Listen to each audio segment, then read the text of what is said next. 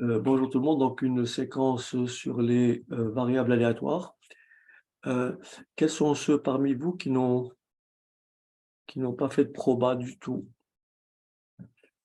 qui ne savent pas ce qu'est une variable aléatoire?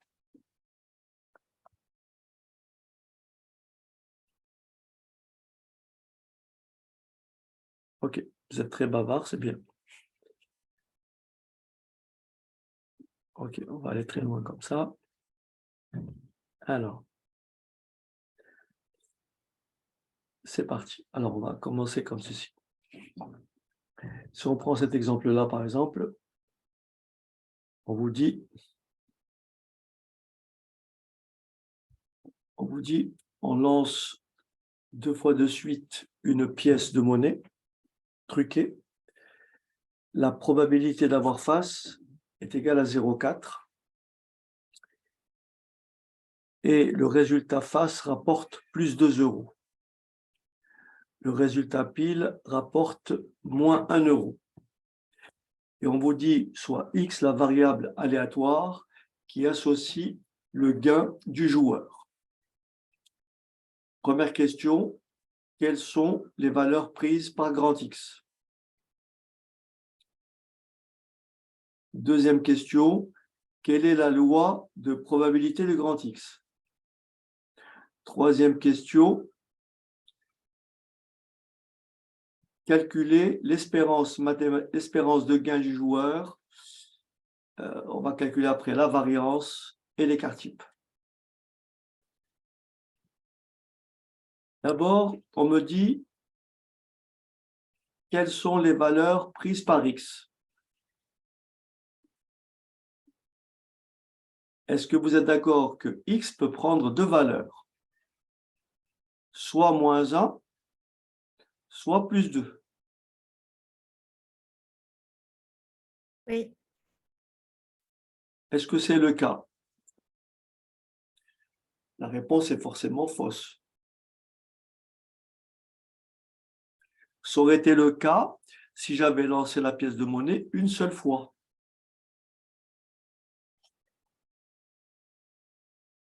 Or là, je la lance 2 fois.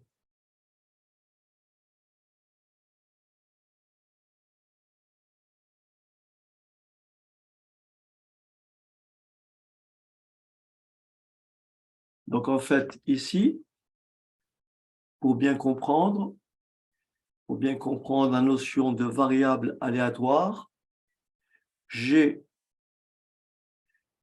ici l'univers oméga et j'ai ici l'univers image. L'univers image, ce sont toutes les valeurs que peut prendre grand X.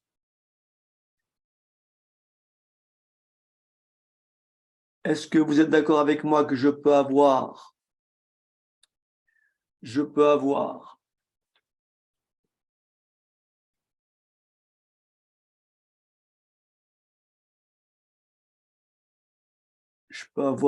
piles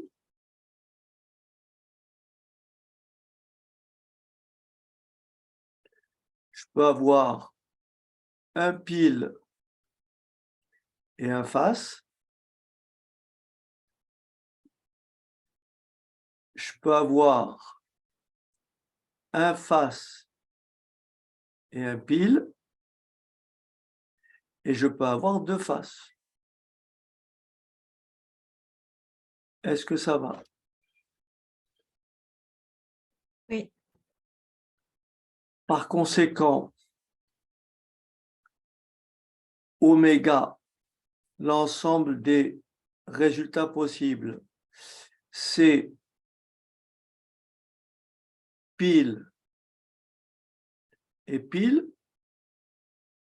c'est pile et face, c'est face et pile, et c'est face et face.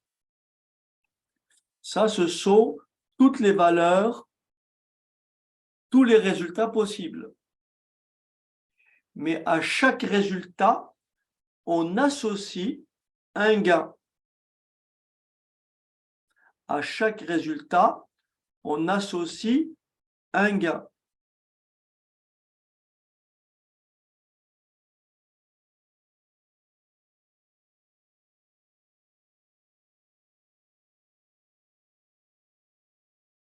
Quelle valeur j'associe à ce résultat?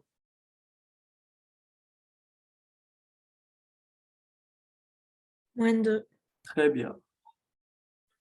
Quelle valeur j'associe à ce résultat? Celui-là ou celui-là? 1.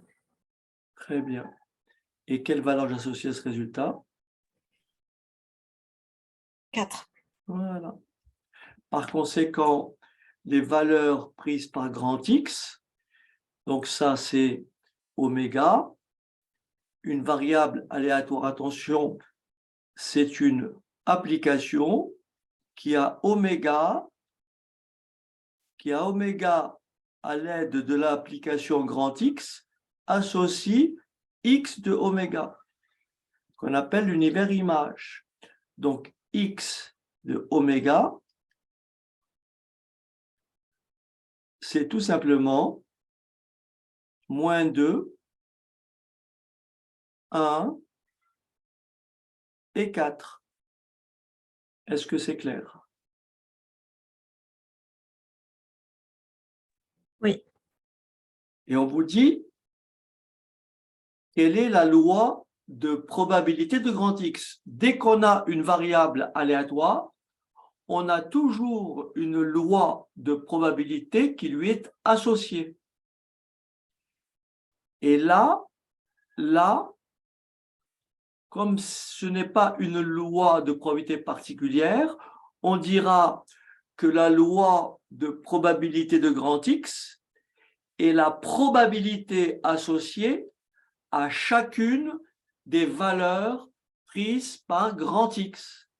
Ça veut dire que j'aurai entièrement déterminé la loi de probabilité de grand X. Dès que j'aurai déterminé la probabilité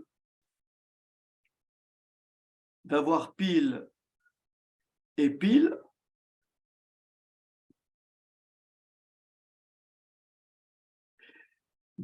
alors, on va faire autrement, on va faire plus simple. On va faire plus simple. La loi de probabilité est la probabilité associée à chacune des valeurs prises par grand X. Donc, j'aurai entièrement déterminé la loi de grand X lorsque j'aurai calculé P de X égale moins 2. Pourquoi? Parce que grand X associe le gain du joueur. Ensuite, P de X égale 1. Et enfin, P de X égale 4.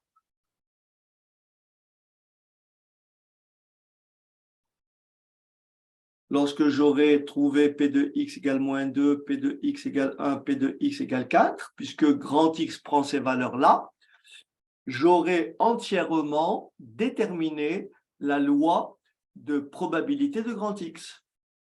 Est-ce que vous avez compris?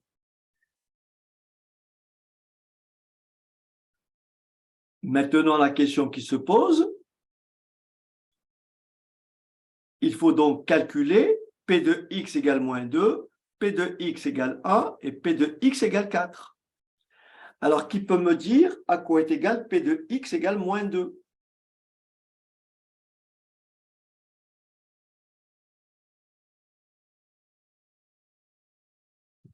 P de X égale moins 2, c'est quoi?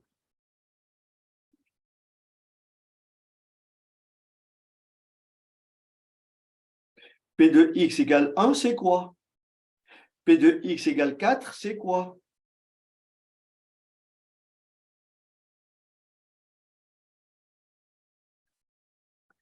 P de X égale moins 2, c'est P, c'est ça?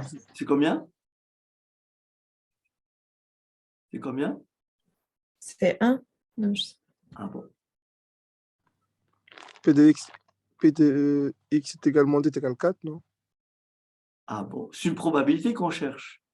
Une probabilité est un nombre compris entre 0 et 1.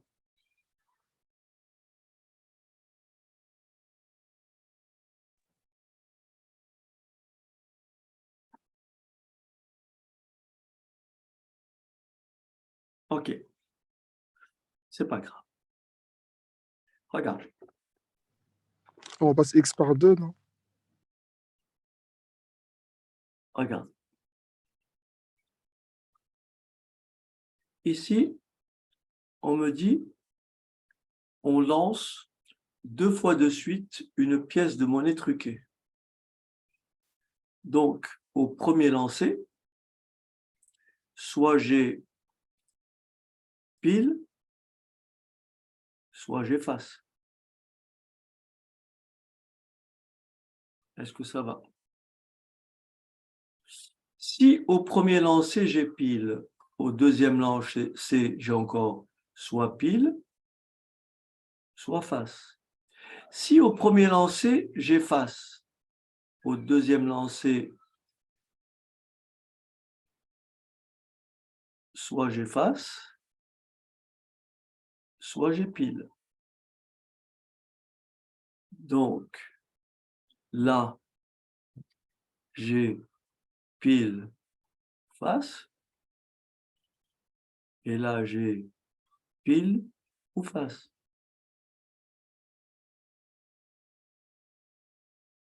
La probabilité d'avoir face, c'est 0,4. Je déduis la probabilité d'avoir pile, qui est combien? 0,6. Voilà. Maintenant, ce qu'il faut bien remarquer, est-ce que, en lançant ma pièce une seconde fois, est-ce que la probabilité d'avoir pile au deuxième va dépendre du fait que j'ai eu face ou pile au premier? Non. Non, parce que, effectivement, la pièce n'a pas de mémoire. Et donc, dans ce cas-là, on dira qu'on est en présence de deux événements indépendants. Donc, la probabilité d'avoir pile au deuxième tirage, au second, c'est toujours 0,4, 0,6. Est-ce que ça va? Là, j'ai inversé. Hein. C'est l'inverse. Hein. Non, je n'ai pas inversé, c'est bon. Donc là, c'est celui-là que j'ai inversé. Donc, voilà. Probabilité d'avoir face, 0,4 et 0,6. 0,4 et 0,6. Est-ce que tout le monde a compris jusque-là?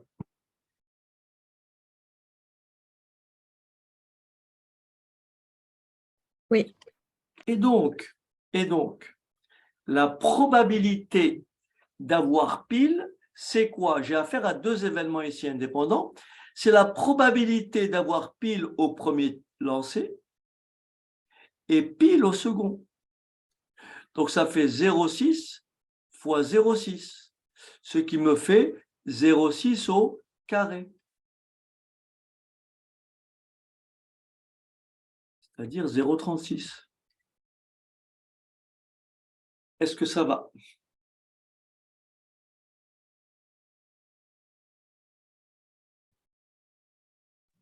Oui. Ouais. Ça va?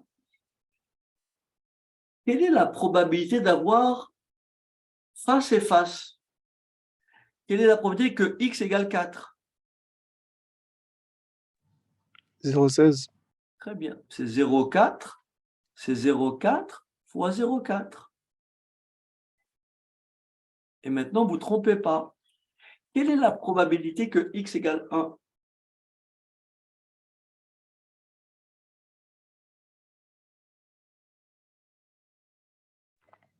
0,24. Excellent. Pourquoi? Pourquoi? Parce que x égale 1, le gain peut être de 1 euro si on a pile et face, ce qui fait 0,6 fois 0,6, c'est ce que tu m'as dit. Mais il y a une deuxième possibilité, c'est avoir face et pile. Est-ce que vous me suivez? Ici, regardez bien, il y a deux flèches qui partent vers 1. Soit pile et face, soit face et pile, ce qui fait 0,24 plus 0,24. Est-ce que tout le monde a compris? Oui. Et si vous faites la somme, 0,36 plus 0,48 plus 0,16, ça fait bien 1.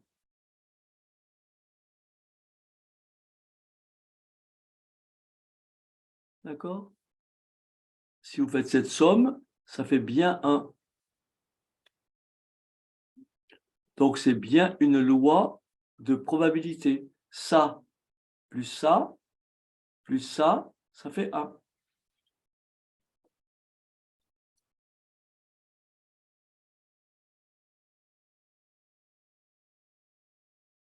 Est-ce que ça va? Oui.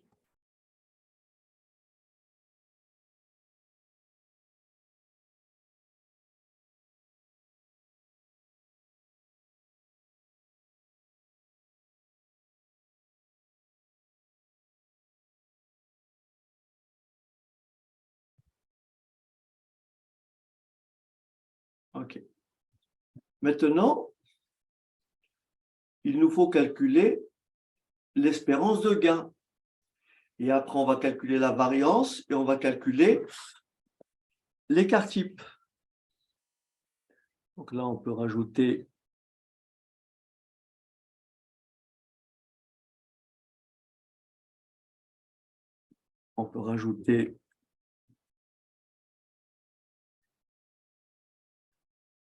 calculer la variance et l'écart type.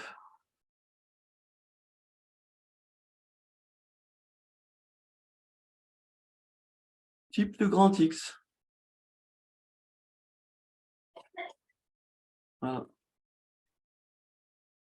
Alors, pour ça, lorsque vous avez à calculer ceci, il va falloir nous appuyer sur un formulaire qui dit ceci.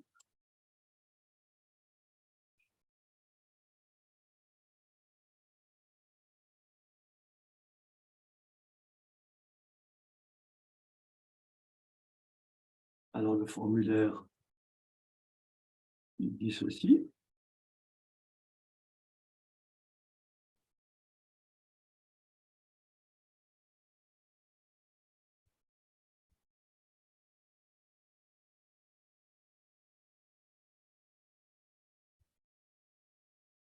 Alors, voilà ce qu'il dit. Il faut construire un tableau.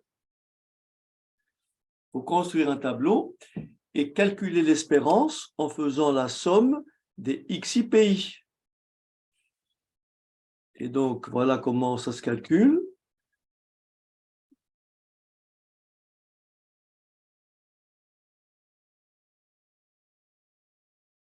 Voilà. Pour calculer l'espérance mathématique qui correspond à ce qu'on appelle une moyenne, on appelle ça un gain moyen ou un gain espéré. Donc, voilà comment ça se construit. Ça se construit de la même façon que, voilà, vous faites votre tableau. Et votre tableau, il va être organisé comme ceci.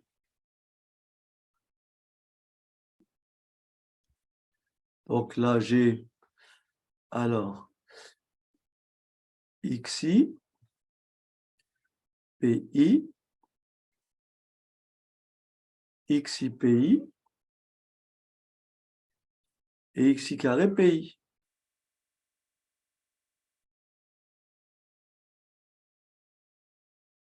Hein? Là, j'ai grand X égale XI, ou tout simplement XI.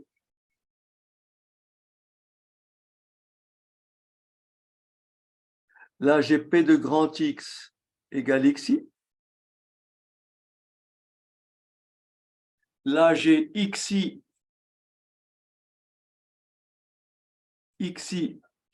que multiplie P de x égale xi. Et là, j'ai xi carré que multiplie p de x égale xi. Et donc, j'ai trois résultats possibles, soit moins 2, soit 1,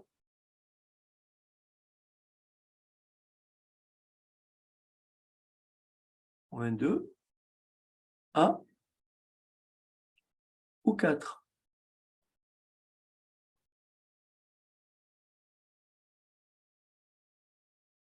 Alors, moins 2, 1 et 4. Et là, je fais le total. P de x égale moins 2, on a dit que ça faisait 0,36. P de x égale 1, ça fait 0,48. Et P de x égale 16, ça fait 0,16. P de x égale 4, ça fait 0,16. Le total égale 1. Voilà pour la première partie du tableau. Je vous laisse compléter la deuxième partie. Allez-y.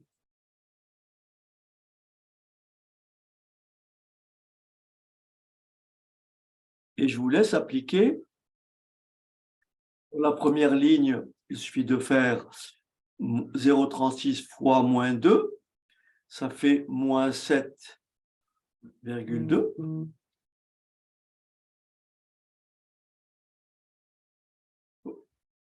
Plutôt 0, moins 0,72, c'est mieux. Ensuite, 1 fois 0,48 et 4 fois 0,16. Est-ce que ça va? Oui, c'est bon. Et on fait la somme, et ça fait combien?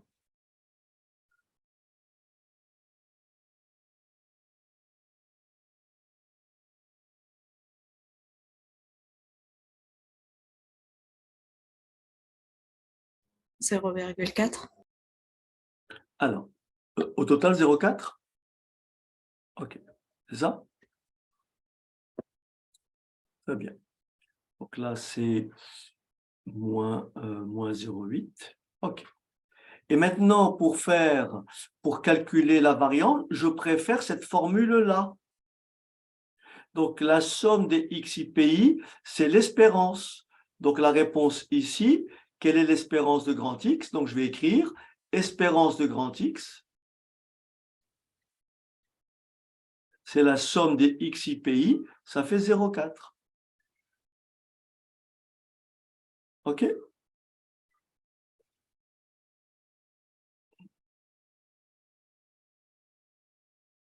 Et maintenant, pour calculer la variance, il y a deux formules. La plus rapide, c'est celle-ci. Et donc, j'ai déjà calculé xi carré pi. Je fais donc moins 2 fois moins 0,72. Ça fait plus 1,44. Ensuite, je fais 1 fois 0,48. Et ensuite, je fais 4 fois soit 0,64. Est-ce que ça va?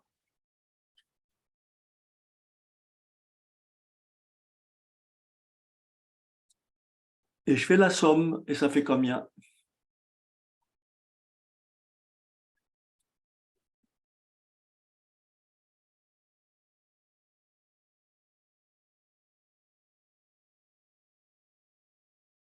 Ça, plus ça, plus ça.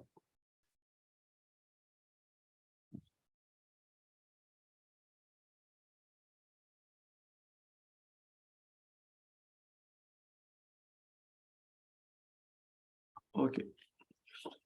Ma calculatrice. Alors, ça fait 1,44. Monsieur, pardon, excusez-moi, est-ce que vous pouvez reprendre, j'ai pas répondu parce que je ne comprenais pas le 1,44, comment vous l'avez obtenu. Alors, là, pour calculer la variance, je vais utiliser cette formule-là. D'accord? Donc, Oui. il faut que je fasse la somme des xi carré pi. Là, j'ai xi pi. Et là, j'ai xi. Donc, pour trouver xi carré pi, je vais multiplier cette ligne par cette ligne pour avoir cette ligne. Donc, je fais moins 2 par moins 0,72. Ça fait 1,44. D'accord, merci. Après, je fais 1 fois 0,48. Après, 4 fois 0,64. Donc, merci Alix. Donc, la variance de x, c'est quoi? C'est la somme des xi carré pi, donc 1,44, moins l'espérance de x au carré. Et voilà. Donc, moins 0,16. Et donc, 1,44 moins 0,16, ça fait combien?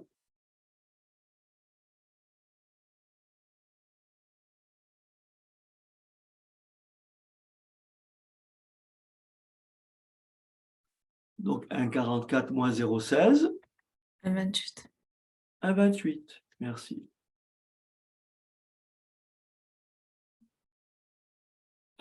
Et donc, l'écart type n'est autre que la racine carrée de la variance.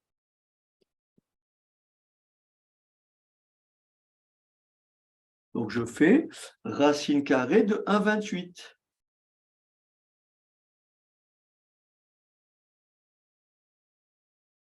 Ce qui donne à peu près 1,13. Voilà. Voilà ce qu'est une variable aléatoire, ce qu'est une loi de probabilité et comment on calcule l'espérance, la variance et l'écart type. On aurait pu trouver la même réponse, mais ça aurait été un peu plus long si j'avais utilisé cette formule.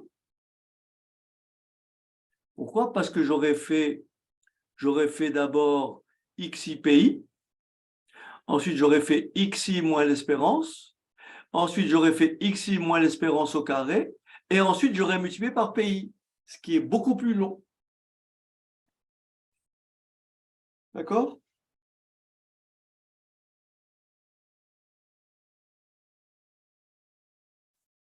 Oui. Très bien.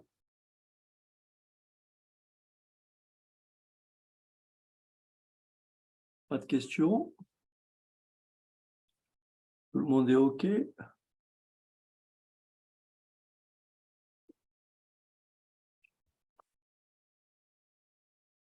C'est bon.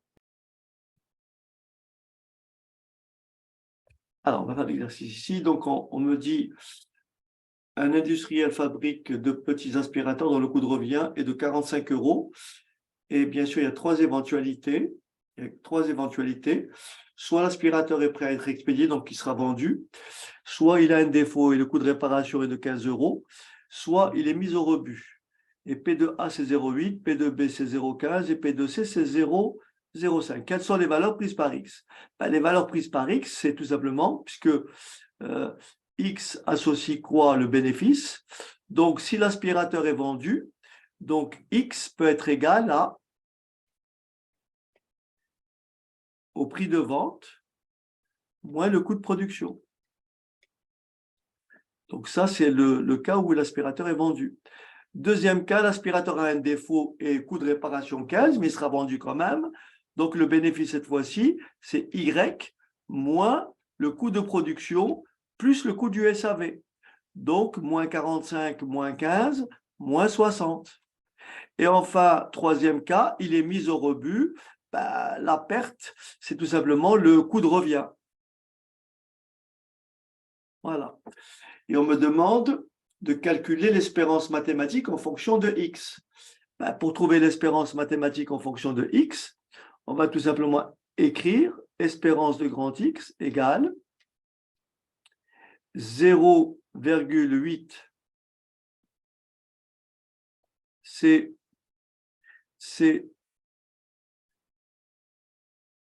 donc ici, si vous faites votre tableau, vous avez un tableau qui sera fait comme ça.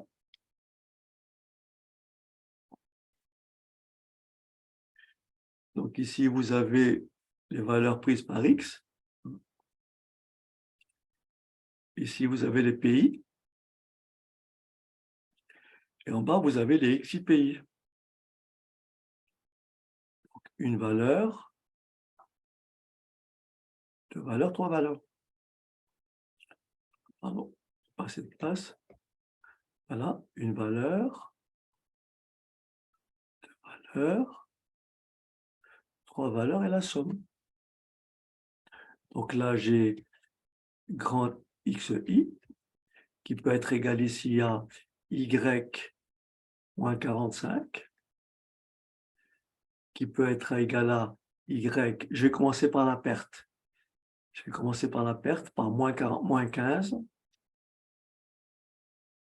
Pas moins 15, moins 45. Ah, c'est moins 45.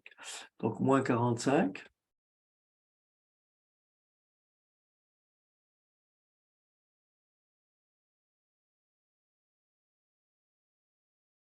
Donc, ici, moins 45. Ensuite, Y moins 60.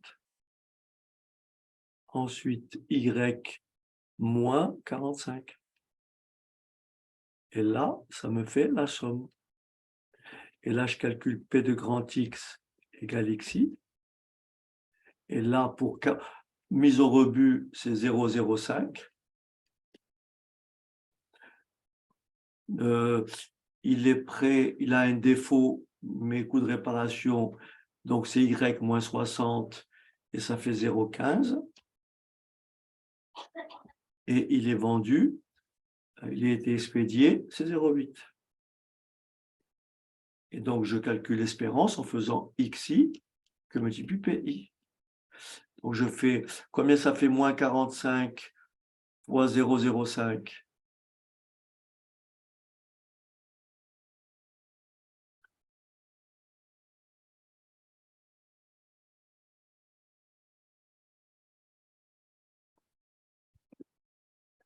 Ok, alors, voilà, 0,5.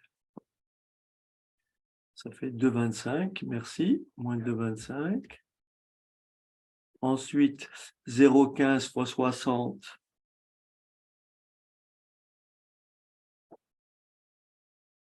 Ça fait, donc, ça fait 0,15 Y.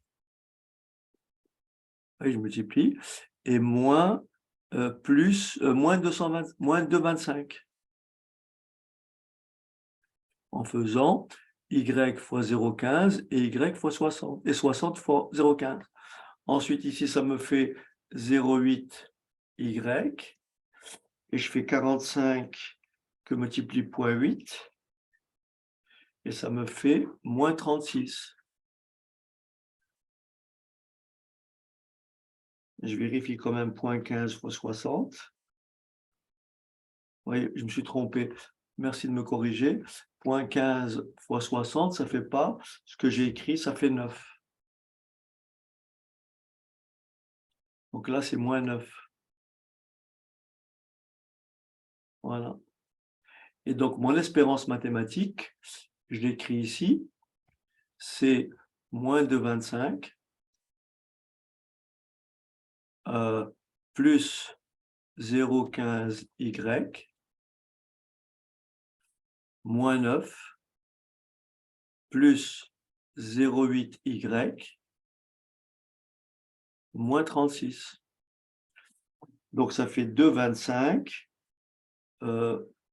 plus 9 plus 36. Donc, ça fait espérance de Y. Alors, 0,15 fois 0,8, ça fait donc 0,85 Y moins 47,25. Et après, on me dit quel prix de vente l'industriel doit-il fixer pour réaliser un bénéfice moyen de 32. Si le bénéfice moyen est égal à 32, il suffit d'écrire espérance de X égale 32 et vous résolvez l'équation. Ce qui me fait 0,85 Y moins 47,25 égale 32. ce qui fait 0,85 Y égale, alors plus 32, ça fait 79,25. D'où Y égale 79,25. Alors, Y égale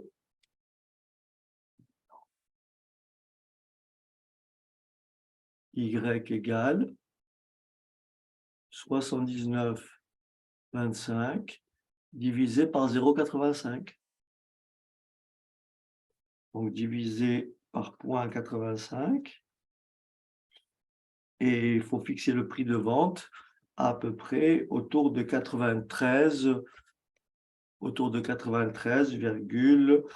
alors comme on doit être en bénéfice, donc il faut monter un petit peu, donc ça fait 93,3 euros. Voilà. OK. Alors, on va poursuivre notre investigation cette fois-ci et on va introduire la loi binomiale. Encore une fois, j'espère ne pas avoir fait de calcul, hein, d'erreur de calcul. Mais bon, ça, ce n'est pas un problème. L'important, c'est de comprendre l'esprit, l'exercice. Hein? Alors, donc, on va effacer tout ça. Et on va introduire la loi binomiale.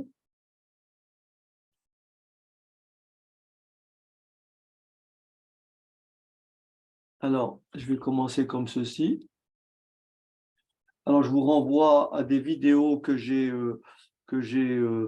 fait plusieurs vidéos sur la loi binomiale. Hein. J'en ai fait des dizaines et des dizaines où je réexplique tout. Hein. Donc là, je vais vraiment aller, à l'essentiel. Hein. Si vous voulez avoir vraiment le détail, n'hésitez pas à aller sur ma chaîne et donc vous trouverez toutes les étapes en fait. Alors, tout à l'heure, la pièce de monnaie, on l'avait lancée 2 fois. D'accord? La pièce de monnaie, on l'avait lancée 2 fois. Vous me suivez?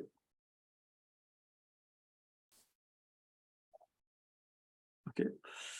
Maintenant, admettons, donc on a dit que la probabilité d'avoir face,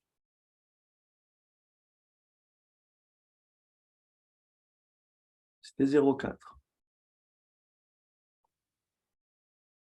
Maintenant, si je vous dis, on lance cette pièce de monnaie 10 fois.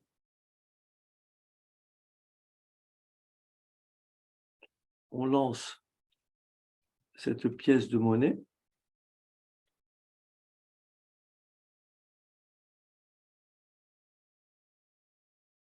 10 fois de suite.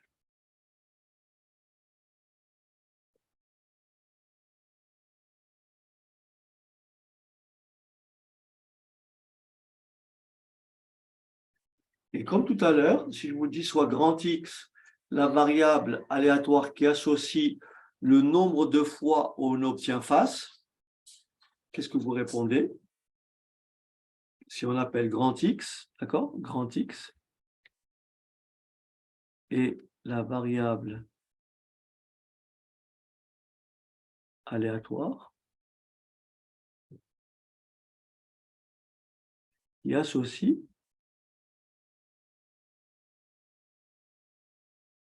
le nombre de faces.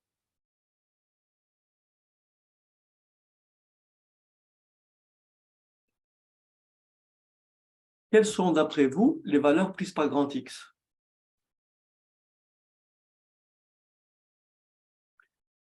Quelles sont les valeurs prises par grand X?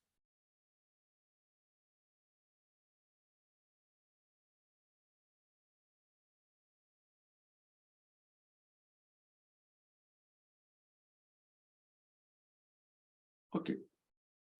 Si j'ai bien compris, je fais les questions et je fais les réponses. Je répète, je lance la pièce de monnaie 10 fois et je dis que grand X est la variable aléatoire qui associe le nombre de fois où j'obtiens face. Question, quelles sont les valeurs prises par grand X?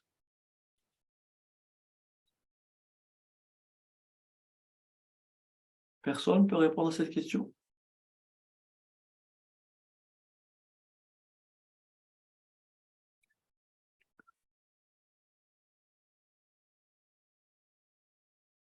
Vous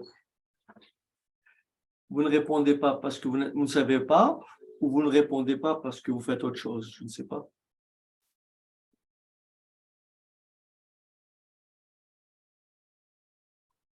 Ah oui, Doria n'a plus accès au micro. Ok, Doria, je vérifie. C'est dommage de priver de micro ceux qui veulent parler, quoi. Voilà, Doria. Merci. Je sais pas hein, si c'est juste, mais je dirais 0. D'accord. Je répète, donc grand X associe le nombre de faces obtenues. Grand X prend quelle valeur, en fait?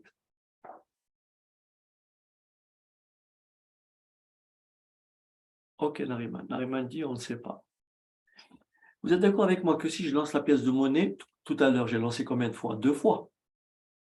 D'accord? Tout à l'heure, je l'ai lancé 2 fois. Et je pouvais avoir quoi? Je pouvais avoir pile, pile, face, pile, pile, face, face et face. D'accord? Si je vous dis que grand X associe le nombre de faces, il y a combien de faces ici?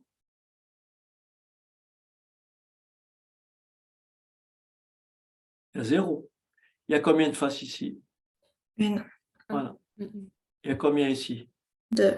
Non, ici. Ah, là, pardon, 1 encore. Bon, Et après, et là 2. D'accord? Donc, si je lance ma pièce de monnaie 2 fois, et X associe le nombre de faces, tout le monde a compris que ça peut être le nombre de faces, c'est soit 0, soit 1, soit 2. Est-ce que c'est clair? Si je la lance 2 fois la pièce, les valeurs prises par X, c'est soit 0 face, 2 piles, soit 1 face, face pile ou pile face, soit 2 faces. Est-ce que ça va? oui. Maintenant, si je la lance 10 fois, quelles sont les valeurs prises par X?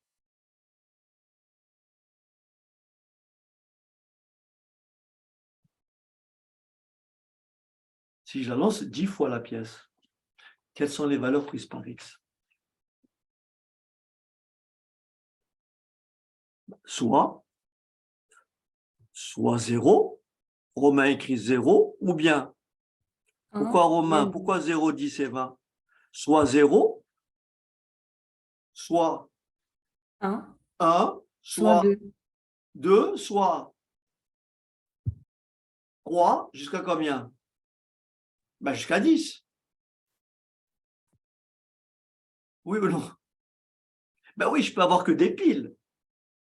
10 piles, 10 fois piles. Je peux avoir un face suivi de 9 piles. Vous me suivez ou pas? Je peux avoir 2 faces suivies de 8 piles. Donc, les valeurs prises par grand X, les valeurs prises par grand X sont X de oméga, c'est quoi? C'est soit 0, soit 0, soit 1, soit 2, soit 8, soit 9, soit 10. Est-ce que ça va?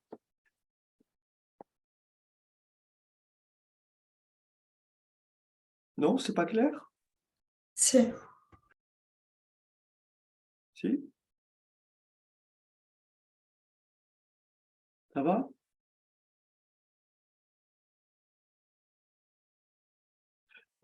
N'oubliez pas que la probabilité d'avoir face, on a dit que c'est combien? 0,4. Donc la probabilité d'avoir pile, c'est l'événement contraire, c'est 0,6. OK? Si je lance ma pièce de monnaie 10 fois, quelle est d'après vous la probabilité d'obtenir 0 face, c'est-à-dire que des piles?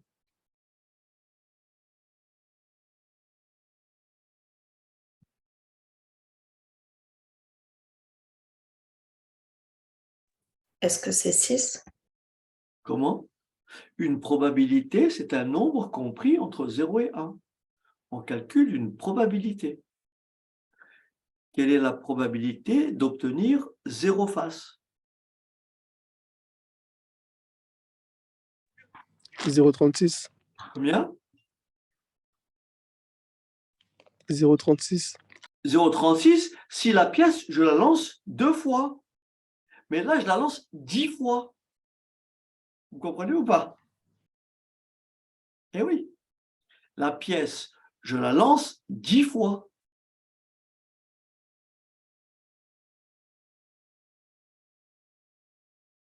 Ça veut dire que j'ai pile, ensuite pile. 0,6 puissance 10. Oui. Ensuite, pile, c'est 0,6 fois 0,6 fois 0,6. Non, non, Doria, fois 0,6, ça fait 0,6 à la puissance 10. Est-ce que tout le monde a compris? Oui, c'est le résultat 0,6 à la puissance 10, ça me donne ça. Quoi? Ah non, parce qu'il y a du 0,0 à côté. Parce qu'il y a écrit, si tu regardes quelque chose, il doit y avoir E quelque chose. Tu as compris? Regarde, il n'y a pas écrit que 0,06, hein. Il doit y avoir E quelque chose, forcément. Je vais dire ce qu'il y a en fait.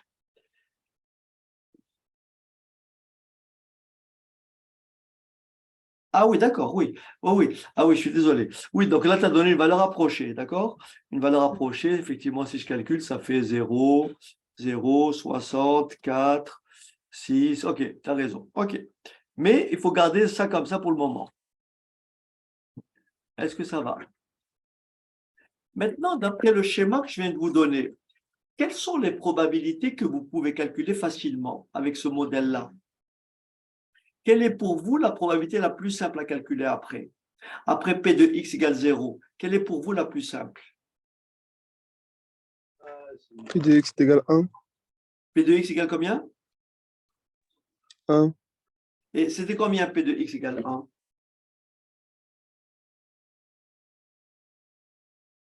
Je t'écoute. Je t'écoute. C'est combien?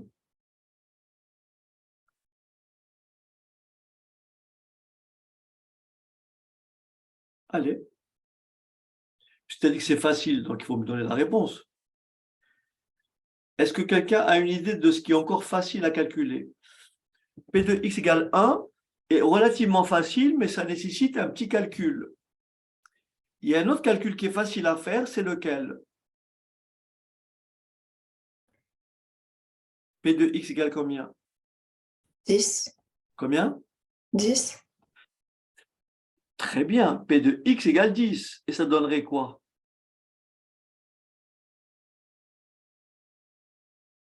Est-ce que c'est 0,6? Ah non. Je ne sais pas. Mais tu as trouvé plus dur. P de x égale 10. À quoi est égal P de x égale 10? Qu'est-ce que ça veut dire P de x égale 10? Ça veut dire quoi? Ça veut dire avoir face, face et face. On répète face 10 fois. Donc ça fait quoi?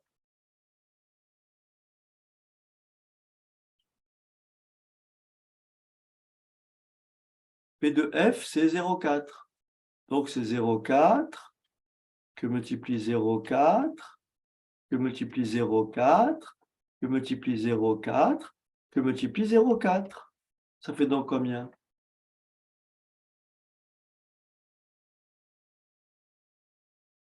Ben, 0,4 à la puissance 10, non?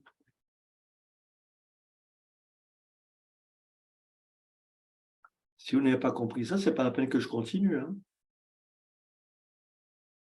Eh oui, c'est pas la peine que je continue parce que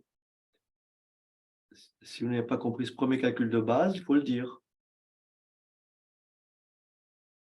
Est-ce que tout le monde a compris que la probabilité d'avoir que des piles, c'est 0,6 puissance 10? Et la probabilité d'avoir que des faces, c'est 0,4 puissance 10. Oui. C'est bon. Bon.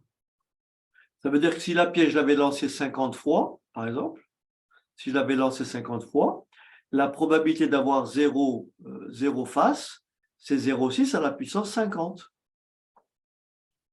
Et la probabilité d'avoir 50 fois face, c'est 0,4 à la puissance 50. Est-ce que ça va? Oui. Et si je lance la pièce n fois, si je la lance n fois, je répète l'épreuve n fois, la probabilité d'avoir que des piles, c'est 0,6 à la puissance n. Et la probabilité d'avoir que des faces, c'est 0,4 à la puissance n. Est-ce que ça va?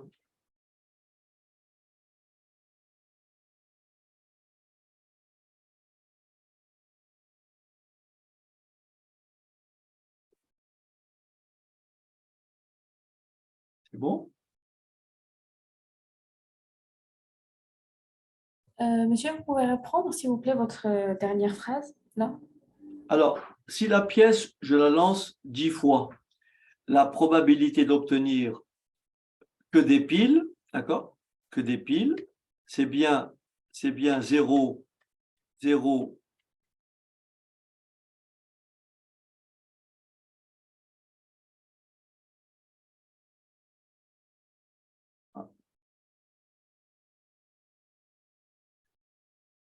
c'est bien 0,6 fois 0,6 fois 0,6 fois 0,6, donc ça fait 0,6 puissance 10. Que des piles. Si la pièce, je la lance 10 fois. La probabilité d'obtenir que des faces, c'est P de F fois P de F fois P de F fois P de F. C'est 0,4 fois 0,4 fois 0,4, 10 facteurs. Ça fait 0,4 puissance 10. Tu me suis? Oui. Si Yes. la pièce, je la lance n fois, c'est 0. Avoir 0 face, c'est 0,6 fois 0,6 fois 0,6 fois 0,6 fois 0,6 fois 0,6, n facteurs, puissance n. Oui. Avoir n face, c'est 0,4 fois 0,4 fois 0,4, n facteurs. Oui, c'est bon. Oui. Ça va? Oui, ça va. Merci Ok. beaucoup. Maintenant, attention, maintenant, on arrive à ce point-là. Tout à l'heure, votre camarade m'a dit P de x égale 1. Est-ce que quelqu'un peut esquisser la réponse pour P de x égale 1? C'est-à-dire, quelle est d'après vous la probabilité d'avoir une seule fois face?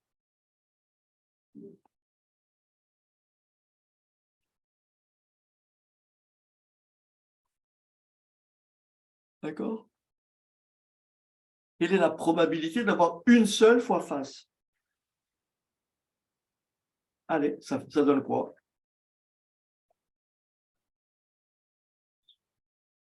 Probabilité d'avoir une seule fois face. Qu'est-ce que ça veut dire une seule fois face? Ça veut dire face. Vous me suivez? Donc, votre camarade Alix l'a écrit, c'est face suivi de combien de piles? 1 sur 10. 9 piles, vous êtes d'accord? Oui. Donc, ça fait, comme l'écrit votre camarade, il a écrit 0,4, n'est-ce pas? Que multiplie 0,6. Mais cette fois-ci, ce facteur avec les P, je le répète combien de fois? 9, puissance 9. 9 fois. Donc, j'écris quoi? 0,4 puissance 1 que multiplie 0,6 puissance 9. Est-ce que vous me suivez jusque-là? Oui. Bon, mais cette réponse-là, elle est incomplète. La bonne réponse, c'est pas tout à fait ça. Regardez, tout à l'heure, j'ai lancé la pièce de monnaie 2 fois. Avoir 0 face, c'est avoir pile et pile, oui ou non? Avoir 2 faces, c'est avoir face et face, oui ou non? Oui. Mais avoir un face, c'est avoir un face au premier lancé ou un face au deuxième lancé. Est-ce que ça va? Eh oui, eh oui, eh oui. Donc, ça veut dire que avoir un face, il n'y a pas que cette combinaison. Le F, il peut être en quelle position? En deuxième. En deuxième. Le F, il peut être en deuxième. Le F, il peut être en troisième. Est-ce que ça va? Donc, la position de F, F peut avoir combien de positions?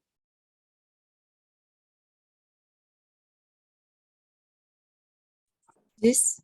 10. Donc, il faut multiplier ce résultat par 10. Est-ce que vous avez compris? Oui.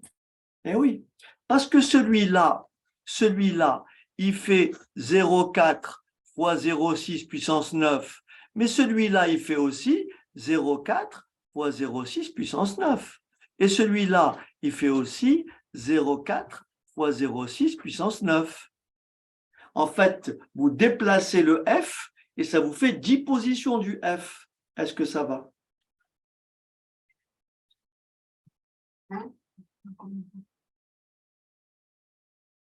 Minute.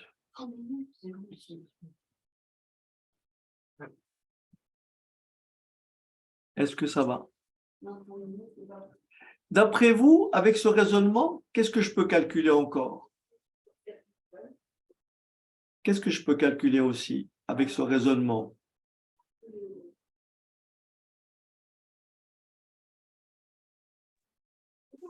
P de x égale combien?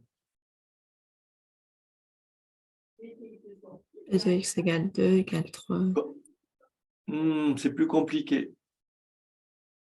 P de x égale 2, P de x égale 3, P de x égale 4, très compliqué. Il y a encore une seule écriture que vous pouvez faire avec le raisonnement que j'ai fait pour P de x égale 1. Alors 9. P de x égale combien? 9. Combien? 9. Excellent. On peut faire P de x égale 9. Pourquoi on peut faire P de x égale 9? Parce qu'en fait, on va raisonner avec 9 faces. Ça veut dire, il nous restera combien de piles? Et un pile. Un seul pile. Donc, qu'est-ce que ça veut dire P de x égale 9? Ça veut dire avoir que des faces avec en dernière position un quoi? Un pile. Mais le pile, il peut être en quelle position? Première, deuxième, troisième, etc. Voilà. Le pile, il peut être en position 10, en position 9 ou en position 1. Donc, ça me fait 10 fois 0,4 à la puissance 9 que multiplie 0,6 à la puissance 1. Est-ce que c'est clair? Oui. Bien. On approche du but. Maintenant, on va apprendre à calculer les autres. P de x égale 2, P de x égale 3, etc. C'est un tout petit peu plus délicat.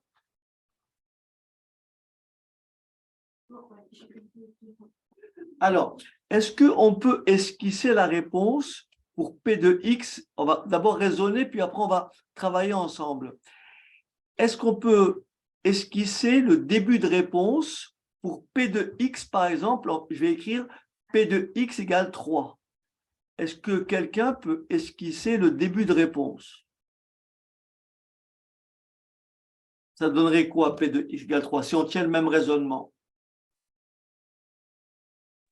10. Allez, ça fait 3 faces suivies de combien de piles? 7. Donc, ça fait quoi? 0,4 à la puissance combien? 3. 3. Je multiplie 0,6 à quelle puissance? 7. 7. Mais en revanche, ici, je ne sais pas combien ça fait. C'est ce qu'on va calculer après. Alors, pour être sûr que vous avez compris, si je vous demande P de x égale par exemple 5, qu'est-ce qu'on va écrire? 0,4 puissance 5 multiplié par 0,6 puissance 5. Excellent, voilà. Et bien sûr, reste à déterminer le nombre de fois où j'ai 5 faces. Est-ce que vous me suivez? Oui. Très bien. En fait, quelle est la particularité de la situation que je viens d'énoncer? Ici, on est en présence de 10 épreuves indépendantes présentant chacune 2 issues. On appelle ça des épreuves de Bernoulli. Soit le résultat est face, soit le résultat est pile. Et dans ce cas-là, on dira que la variable aléatoire grand X suit une loi binomiale de paramètres n égale 10, et comme grand X associe le nombre de faces, et je regarde la probabilité d'avoir face, et ça fait 0,4. Et donc, on va écrire la probabilité que x égale k, k étant le nombre de faces. J'applique ma formule, ça me fait 0,4. Je veux k fois face, donc je fais puissance k. Oui, je veux 5 faces, je mets puissance 5. 3 faces, je mets puissance 3. Que multiplie 0,6 à quelle puissance?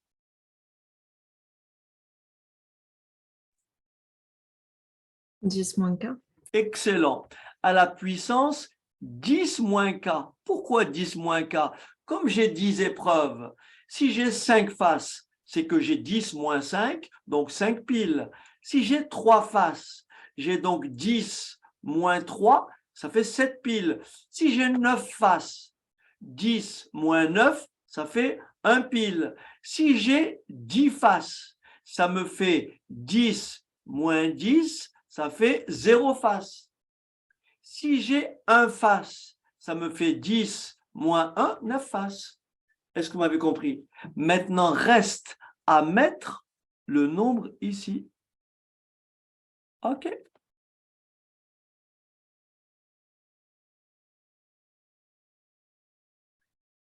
Et c'est ce que je vais vous expliquer maintenant. Donc là, je vais déborder un petit peu sur votre pause. D'accord?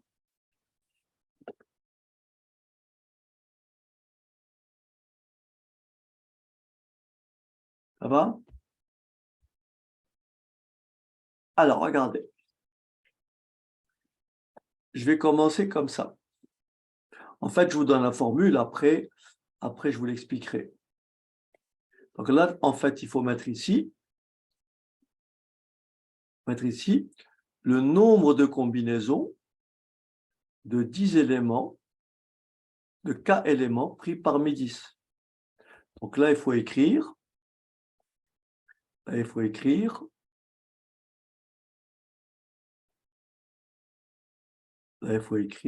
C 10 5. Là, il faut écrire que multiplie. Là, il faut écrire C 10 3. D'accord? Je vais vous expliquer ce que cela veut dire. Regardez. Si je prends un mot comme celui-là,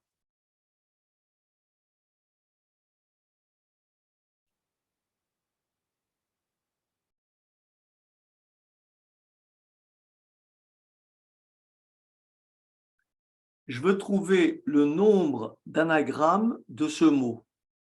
Tout le monde a compris que j'ai soit ami,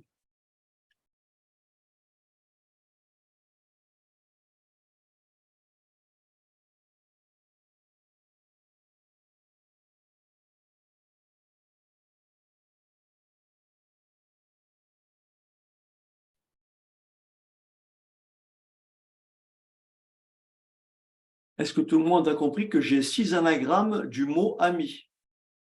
Une anagramme, c'est un mot qu'on peut former avec les lettres A-M-I, sans répéter les lettres. Mais des mots qui ont un sens ou pas, hein, on s'en fiche. Est-ce que ça va? Oui. Donc, il y en a 6. D'après vous, à la louche, il y aurait combien d'anagrammes de ce mot?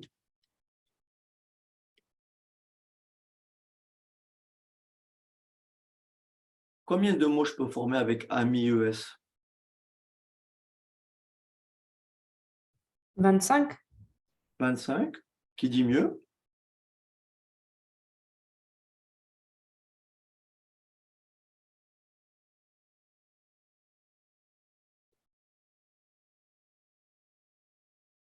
Qui dit mieux?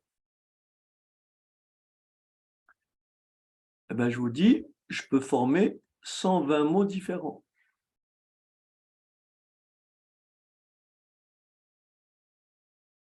Ok, je vous explique. Regardez. Je prends le premier mot. Je prends le premier mot, ami. Je dis, je dois placer d'abord la lettre A, la lettre M et la lettre I. Donc, j'écris A, M, I. La lettre A étant choisie, il ne me reste plus qu'à choisir le M ou le I. La lettre M étant choisie, il ne me reste plus qu'à choisir le A ou le I, etc. Donc là, je n'ai plus que comme choix I, M, ici A, I, ici A, M. Le A est choisi, le I est choisi, j'ai qu'une seule possibilité, il me reste le M. Il me reste le I, il me reste le I, il me reste le A, il me reste le M et il me reste le A. Donc ici, j'ai bien M, I,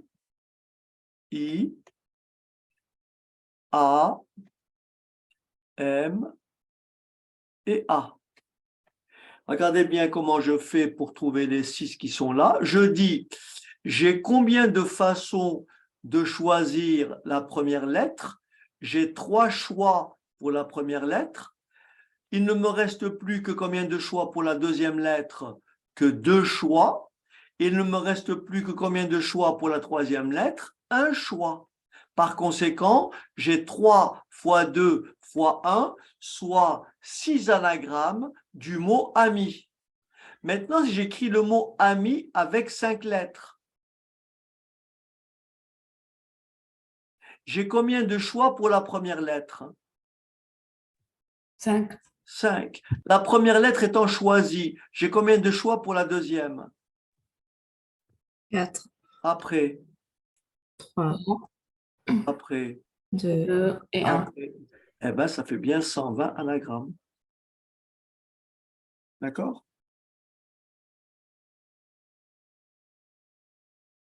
Il y a 120 anagrammes du mot ami. Bon. Maintenant, il y a des mots particuliers. Il y a des mots particuliers qui peuvent présenter ce qu'on appelle un doublon. Par exemple, si j'écris aller, aller, pour trouver le nombre d'anagrammes du mot aller, je vais supposer les deux L différents. Oui, je vais supposer les deux L différents. Dans ce cas-là, j'ai toujours 5 lettres.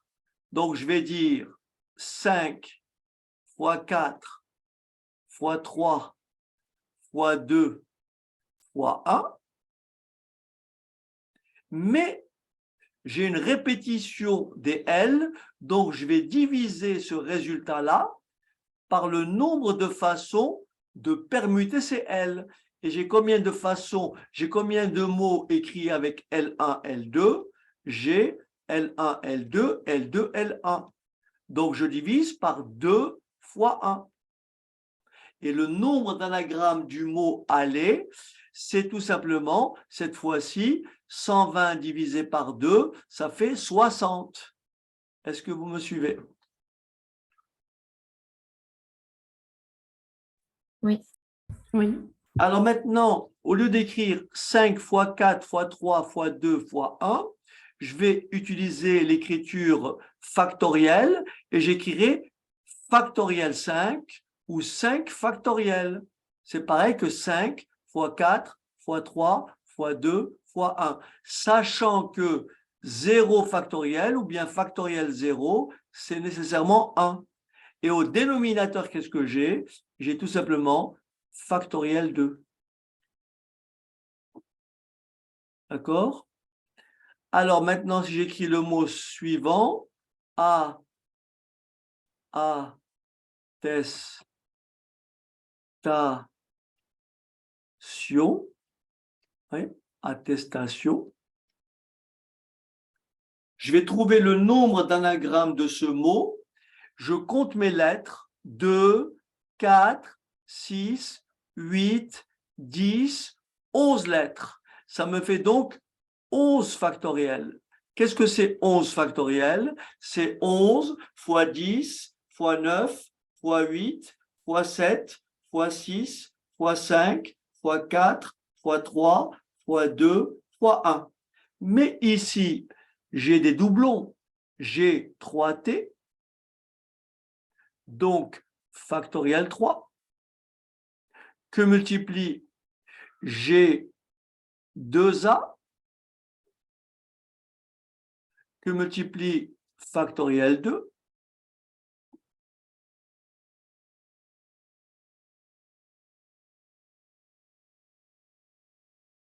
est-ce que j'ai d'autres doublons? Est-ce que j'ai d'autres lettres qui se répètent?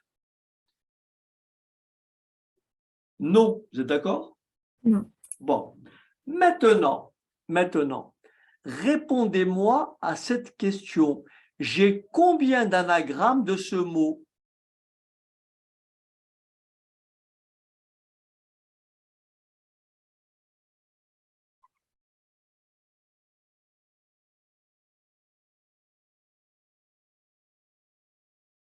Allez, ça me fait combien d'anagrammes?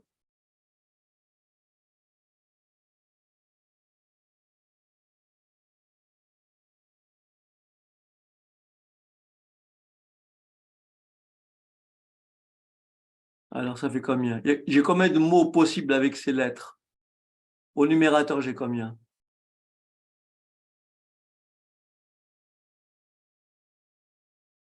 Factoriel 10, puis j'ai 10 lettres. Est-ce que j'ai des doublons? Oui. Oui, j'ai 3F. Oui. Que multiplie combien de P? Est-ce que vous avez compris? 7.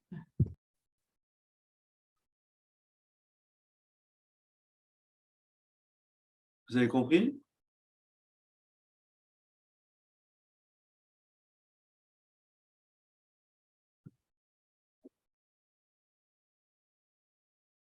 Pour être sûr que vous avez compris, il y a combien d'anagrammes de ce mot?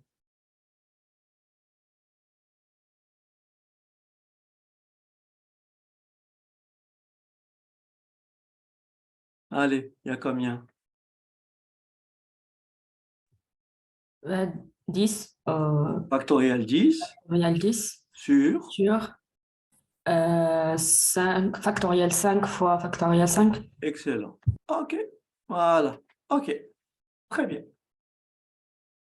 Alors, juste pour être sûr, maintenant, je reviens à mon exercice précédent. Rappelez-vous, on a dit que x était une variable aléatoire qui suit une loi binomiale de paramètres n égale 10 et p égale à 0,4. On a pu calculer p de x égale 0 pile, ça me fait 0 face, ça me fait que des piles. On a pu calculer la probabilité d'avoir 10 faces et ça me fait 0,4 à la puissance 10. on a pu calculer la probabilité d'avoir une seule fois face. On a écrit 0,4 à la puissance 1 que multiplie 0,6 à la puissance 9. Et on a dit une fois face, c'est face en première position, ou en deuxième, ou en troisième, ou en dixième. Et donc ce nombre-là, on le répète 10 fois. Ensuite, on a écrit P de x égale 9. Et on a dit 9 faces, ça veut dire toujours 0,4 puissance 9, que multiplie 0,6 puissance 1. Mais 9 faces, c'est quoi? C'est 9F suivi de P. Donc le P peut être en dixième, en neuvième, en huitième ou en première. Encore une fois, 10 fois. Et ensuite, on est passé directement à P de x égale 2, P de x égale 3 et P de x, on va dire par exemple, égale 5. Je vais commencer par P de x égale 2. P de x égale 2, vous m'avez répondu, 2 faces, c'est 0,4 au carré que multiplie 0,6 à la puissance 8. Allez, dites-moi, pour P de x égale 3, ça fait quoi?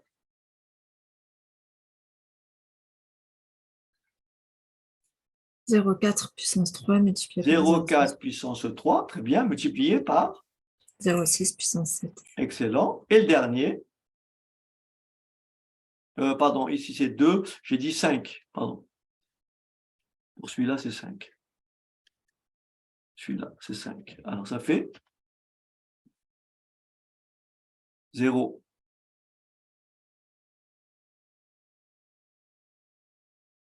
Zéro quatre puissance 5, 0,4 puissance 5 que multiplie. 0,6 puissance 5. Excellent. Bon, maintenant, on avait dit tout à l'heure, on ne sait pas combien, ce qu'on met ici, ce qu'on met ici, ce qu'on met ici. Regardez ce que ça veut dire P de x égale 2. Ça veut dire F suivi de combien de P?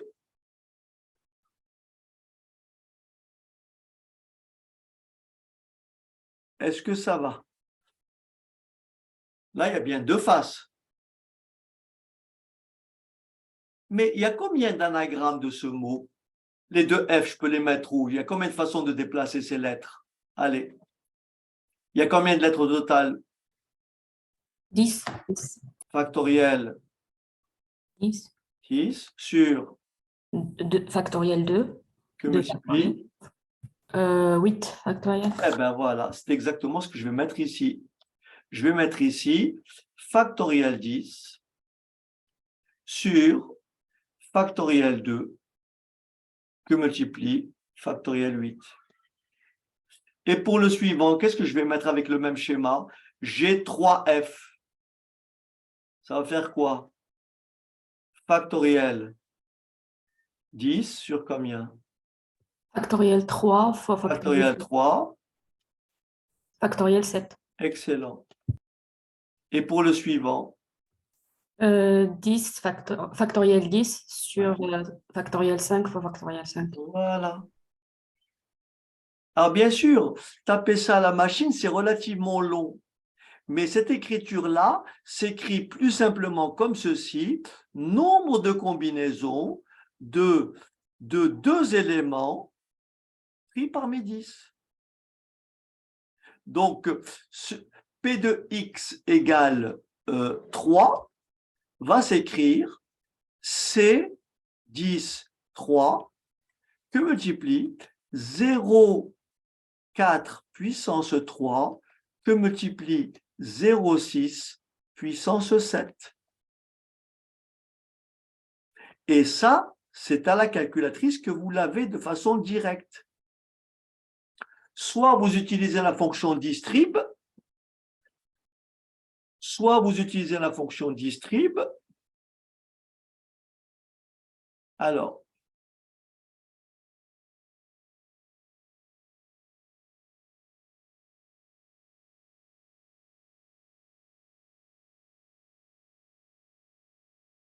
alors,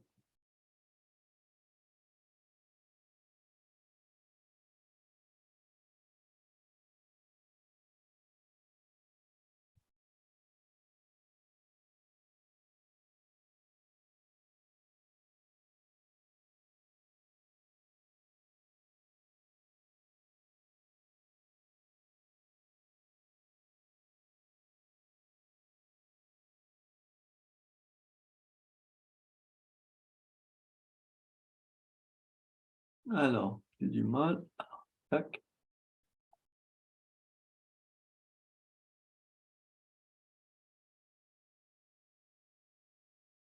Alors, Browns.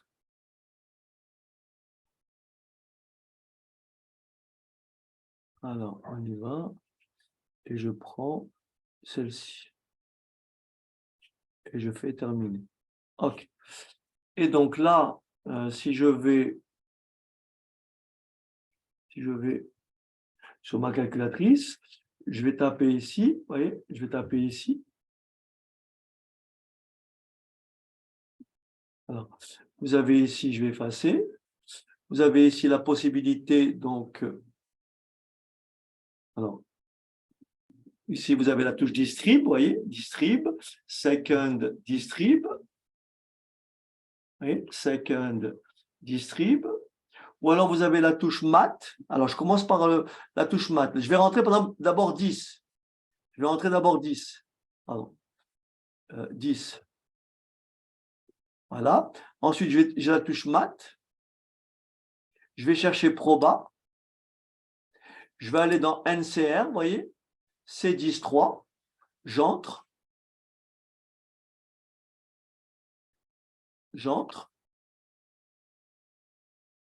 Et après, je tape le 3 et je fais entrer. Alors, je peux continuer, multiplier par. Donc là, j'ai tapé. Là, ça veut dire 10 factoriel sur 3 factoriel fois 7 factoriel. Donc, multiplier par combien on a dit 0,4 à la puissance 3 que multiplie 0,6 à la puissance 7. Et je fais entrer. Et j'ai ma probabilité qui est égale à 0,215. Mais vous pouvez y arriver plus rapidement sans avoir à entrer tout ça. Vous allez dans Second, distribution. Vous choisissez binomial, voyez, binomial, mais attention, binomial PDF. Alors, il faut que je me rappelle la syntaxe. Binomial PDF. Je crois qu'il faut d'abord que je rentre le 10. Le nombre d'épreuves, virgule. Ensuite, il faut que je rentre la probabilité de succès. Ensuite, il faut que je rentre le résultat. 3. Alors, j'espère ne pas m'être trompé, sinon je vais inverser. Alors, voilà. Voilà, ça me donne bien pareil, 0,215. Voilà comment vous pouvez calculer directement cette probabilité sur votre calculatrice. Si on me demande en revanche P de X, si on me demande en revanche P de X plus petit ou égal à, par exemple, à 4, ça veut dire P de X égale 0, plus P de X égale 1, plus P de X égale 2, plus P de X égale 4. Là, je vais dans distrib, d'accord, second distrib. Cette fois-ci, je choisis toujours binomial, mais cette fois-ci cumulative, CDF. Je fais entrer, j'entre le nombre d'épreuves, 10, la probabilité de succès, virgule, 0,4, virgule, et là, j'entre 4. Donc, ça me calculera P de X plus petit ou égal à 4.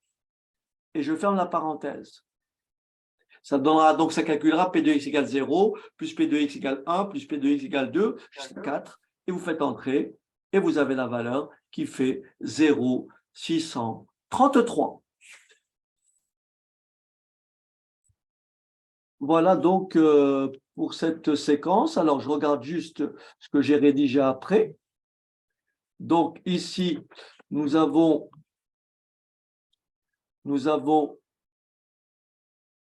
pour résumer un peu comment ça se rédige, si je reprends mon exercice de tout à l'heure, mais cette fois-ci, j'ai inversé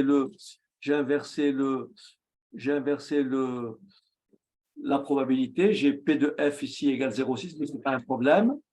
Donc, ici, on lance 10 fois une pièce de monnaie truquée.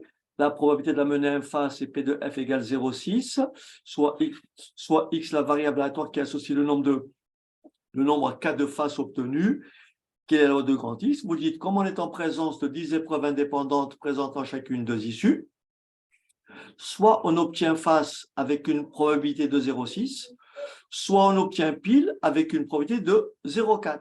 Par conséquent, la variable aléatoire grand X, qui associe le nombre K de faces obtenues, suit une loi binomiale de paramètres n égale 10 et p égale 0,6 que l'on note. Et voilà, et vous avez votre probabilité ici. Et celle-ci, ça se calcule avec le distrib de tout à l'heure. Voilà. Et donc, la forme plus générale, elle est là. Voilà. Voilà ce qu'il faut retenir. Il faut retenir que nous avons ici une variable aléatoire grand X qui suit une loi binomiale de paramètres NP. La probabilité que X égale K, c'est CNK, P puissance K, que multiplie 1 moins P puissance N moins K. Son espérance mathématique, espérance de X, c'est N fois P. La variance, c'est N fois P fois 1 moins P. Et l'écart type, c'est racine carrée de N fois P fois 1 moins P. Je vous laisse noter tout ça.